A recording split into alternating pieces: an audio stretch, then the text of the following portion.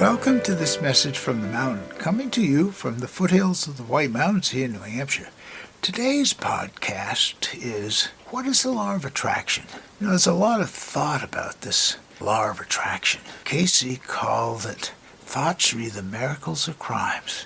In other words, when your mind is thinking something, it's sending out a signal that's attracting back to you what you're thinking about, whether it's love or fear. And that's an interesting contemplation. And then this study has been going on for over 100 years. And when Napoleon Hill asked a famous wealthy entrepreneur what the secret of success was, he said, interview other successful people. And so he did for quite a few years, and out came a book in 1937 called Think and Grow Rich. And the idea was that people that became successful believed that they were already successful.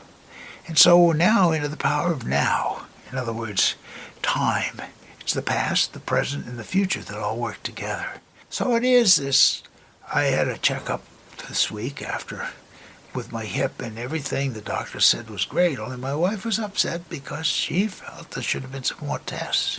So yesterday, driving along, or the day before, I was going to play, and all of a sudden I just drifted off. Next thing I knew, I was hitting a great big tree, and fortunately the seatbelt worked. The car was totaled, rescue was called, and I went to the hospital and had a thorough checkup. So that part of the law of attraction was in hand. In other words, they body scanned me from foot to toe.